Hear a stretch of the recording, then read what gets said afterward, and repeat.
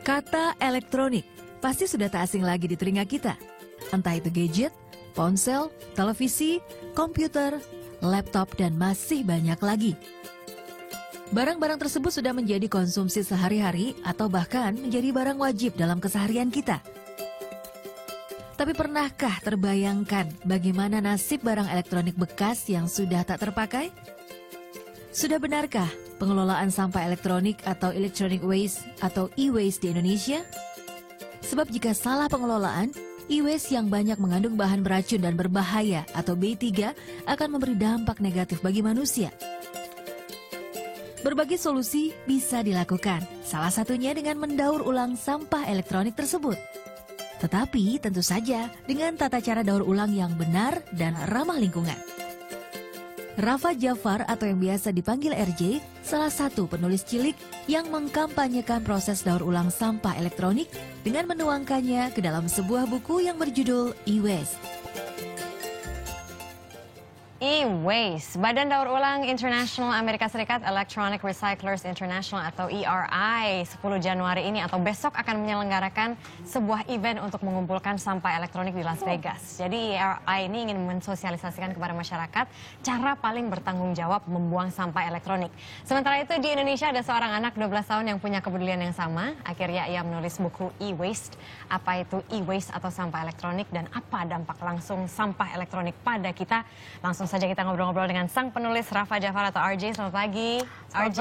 Hai. Dan di sebelahnya sudah ada ibunya RJ, itu Mbak Diba. Apa kabar? Good, Marisa. Jadi anaknya ini aktivis lingkungan, ibunya aktivis ASI ya. Begitulah. Oke. Nah kita bicara mengenai e-waste, sampah elektronik. Sebenarnya sampah elektronik itu apa sih? Aku baru tahu hari ini loh RJ. Oh gitu. Yes. So, sampah elektronik itu jadi ini sampah yang berbeda dari yang lain, berbeda. Ini bukan sampah plastik, bukan sampah organik atau apa gitu. Tapi ini sampah elektronik. Dan sampah elektronik ini lebih berbahaya karena mereka mengandung racun B3 toxic. Dan itu apa racun. itu? Ya itu racunnya bisa menyebar kemana-mana dan bisa menimbulkan kayak pencemaran lingkungan. Dan penyakit sampai bisa kanker. Loh jadi kalau bicara sampah elektronik itu maksudnya gadget yang nggak dipakai gitu?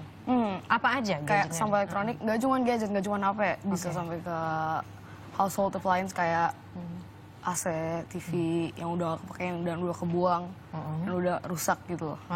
Jadi itu yang udah terhitung sebagai sampah elektronik. Jadi kalau misalnya kita mau melihat rantainya nih RJ, dari sampah elektronik terus ke kesehatan kita, urutannya kayak gimana? Jadi sampah elektronik itu apa sih kayak mereka dimulai dari Misalnya nih ada HP nih ya, udah nggak mau dipakai lagi, udah buang, gitu. Terus buangnya sembarangan. itu salah satu apa sih kayak yang salah satu yang orang memperlakukan e-waste dengan salah. Jadi ada 3 yang salah. Itu ada dibakar, dikubur, sama dirusakin. Itu 3 cara yang berbahaya banget. Kalau dibakar, nanti racunnya mereka bisa jadi ikut sama asapnya. Jadinya kan jadi pencemaran udara. And then kalau dikubur, bisa tercemar lewat tanah. Jadi nanti kayak plants-nya akan tercemar. Jadi sayur yang kita makan. Sayur yang kita makan itu semua terkontaminasi, jadi nanti kita juga kena penyakit. Terus kalau dirusakin malah tambah parah lagi. Oh, maksudnya dirusakin gimana? Kayak dihancurin gitu loh. Jadi e-waste nanti ya malah lebih menyebar lagi ke tangan kita kalau kita nggak pakai safety. What? Aku nggak kepikiran loh. Maksudnya kalau misalnya kita hancurin kan ya udah itu kan bahan kering. Memang apa efeknya ke kita kalau misalnya kita pegang e-waste atau sampah? Iya kan itu B3 bahan berbahaya beracun. Iya. Isinya apa aja? Itu kayak ada PVC, mercury, and other stuffs yang terkandung di elektronik. Dan itu gampang banget nyebarnya. Gampang banget. Jadi harus berhati-hati. Sekali. Nah berarti kalau misalnya bicara mengenai sampah elektronik, kalau emang kan sekarang kan orang ya kebanyakan dari kita tuh kadang-kadang suka yang wah ada gadget terbaru, udah buang yang lama gitu, kalau enggak apa. Nah berarti kalau misalnya kita memang punya kebiasaan seperti itu, RJ, Terus untuk mengatasi sampah elektronik ini secara bertanggung jawab tuh kayak gimana? Jadi ya itu salah satu masalah orang-orang zaman sekarang, mereka selalu beli gadget yang baru, kalau ada yang keluar semua dibeli, itu kayak masalah mereka yang nomor satu. Mereka lifestyle-nya emang udah kayak gitu, emang susah. Jadi mungkin saran aku adalah kalau ada handphone yang rusaknya cuma sedikit, mungkin diperbaikin dulu aja, jangan dulu beli yang baru atau apa gitu. Dan kan biasanya orang-orang sekarang punya phone itu, HP itu 3. Dan aku nggak termasuk RJ. Berarti bagus dong. Berarti ya lebih mending punya satu handphone yang mungkin bisa semua needs-nya ada di situ. Jangan punya 3 yang separate needs. Like, lebih bagus punya satu, karena kalau 3 kan berarti nanti pembuangannya lebih banyak lagi. Kalau misalnya barang itu udah rusak, udah gitu kita buangnya kemana?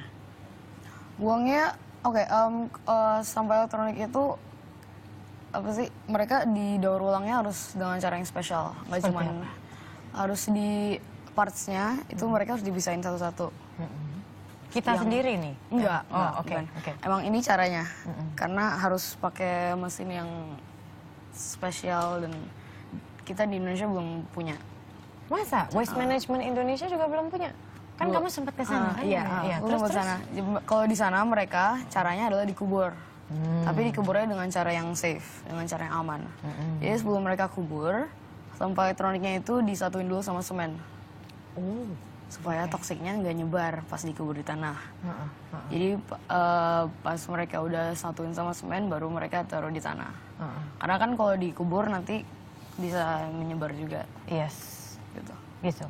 Oke, alright. Nah kita masih akan ngobrol. Jadi informasi yang tadi barusan diceritakan oleh RJ ini memang lebih lengkapnya akan ada di buku ini. Dan buku ini sangat-sangat anak friendly. Tidak hanya enak dibaca oleh orang dewasa, tapi juga tentunya enak dibaca oleh anak-anak karena sangat mudah dimengerti, e-waste. Nah Mbak Diba yang teman saya juga ternyata sudah pernah wawancara. Seberapa besar peran Anda mungkin dalam pembuatan buku ini? Iya, tentu sebagai orang tua dalam hal ini kita mendukung, jadi memfasilitasi. Saat itu kan RJ memang yang pertama mendorong kenapa dia melakukan ini tuh penelitian kecil-kecilan. Jadi waktu dia mau naik kelas 6 di sekolahnya, waktu itu di SD-nya, itu ada dikasih tugas sama sekolahnya untuk membuat satu penelitian dan dia akhirnya memilih e-waste, memilih sampah elektronik. Terus laporannya itu buat saya sebagai ibu dan memang sebagai dewasa itu aku tuh ngelihatnya, kita bikin kayak gini skripsi nih gitu, udah level skripsi gitu ya. Jadi terus udah gitu kalau ngobrol sama orang tua saya, kakeknya juga, ini sayang banget Diba kalau kamu nggak jadikan sesuatu yang lebih besar gitu. Akhirnya kita berpikir gimana kalau kita bikin buku. Bikin buku Mam, gimana caranya? Ya sudah, akhirnya aku kontak beberapa teman yang memang percetakan gitu kan. Dan akhirnya ada satu orang yang memang tertarik sekali dan sudah kita rapat, dia rapat.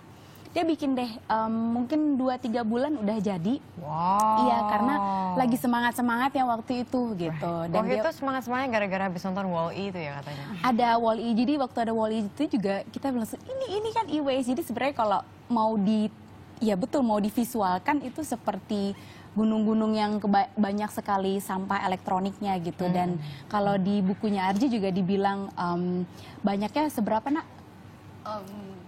Di 2013 dari riset seseorang, dia bilang katanya jumlah e-waste itu sama dengan 200 Empire State Building. 200 itu kan Empire State tingginya Building. 380 meter sekian. Itu di seluruh dunia? Iya. Wah, itu baru 2013. Oh, itu 2013 ya. Jadi kita suka nggak sadar soalnya di diri kita aja melekat sudah ada HP, ada laptop dan lain sebagainya. Belum kalau di rumah kita punya apa AC, hair dryer, microwave dan lain sebagainya. Jadi nggak sadar bahwa dalam satu rumah saja bisa sampai puluhan barang elektronik. Lalu kalau sudah selesai masa gunanya diapain? Nah itu dia menarik sekali buat dia. Akhirnya ya udah buku ini berencana, tapi masih dasar sekali dan masih ada program setelah ini aja kita rencana. Apa programnya? Kita mau menjalani program Dropbox namanya. Apa itu? Jadi itu buat orang-orang naruh e-waste-nya di situ. Nanti kita akan bawa ke tempat untuk di recycle. Jadi orang-orang tinggal ngedrop kayak elektronik yang kecil yang bisa muat kecil-kecil. ke bolongannya. Dan nanti kalau udah full kita akan bawa ke tempat untuk didaur ulang. Itu di mana nanti Dropbox-nya? Udah ada? Belum, masih di planning. Tapi tempat pertamanya aku mau taruh di sekolah aku. Oh, di sekolahmu di? Di lab school. Oke, di lab school. Alright. Jadi memang apa namanya kayak program penyadaran juga. Jadi ini kayak gerakan daripada buang sampah nggak ngerti hal-hal seperti kayak baterai aja kan nggak boleh buang di tempat sampah sembarang, tempat Oh, sampah ya? biasa. Oh my Cannot. God, saya Nggak melakukan bisa. itu. Nggak bisa. Nggak boleh. So jadi kita nanti akan create kayak e-box untuk Dropbox gitu. Yes. Pertama sih tadinya memang ingin dilakukan di public space tapi kita coba di sekolah dulu. Dan nanti ngedrop yang kecil-kecil aja barang elektroniknya. Udah bersama dengan ada satu perusahaan yang memang dia recycle untuk barang-barang yang kecil. Karena kalau tadi seperti Arja cerita, kalau elektronik yang besar itu harus keluar dari Indonesia karena di Indonesia belum ada regulasinya. That makes this very challenging. Jadi perjuangan kamu RJ masih panjang ya. Kamu akan konsisten di IWS ini nanti? Iya, Yes, masih. tampaknya begitu ya. Oke, well sukses dengan proyeknya. Kalau misalnya ada teman-teman yang mungkin mau tanya-tanya, kan kamu referensinya banyak nih. banyak. Kamu punya Twitter atau Facebook atau itu nggak? Ya ada. Apa Twitternya? Yang e-waste RJ. E-Waste RJ, jadi tulisannya E-Waste RJ ya. Oke, kalau Twitter, kalau Facebook? Facebooknya? No. Facebook nggak ada. Facebook nggak ada, ya udah. Instagram sama Twitter. Instagram sama? Instagram dan Twitter sama. Oke, E-Waste RJ, jadi E-W-A-S-T-E RJ. Awesome, sukses selalu ya RJ. Kamu luar biasa deh, masih umur 12 tahun udah kayak gini. Saya jadi terinspirasi banget, thank you so much Mbak Dima sudah ada di Thank you sini. Marisa.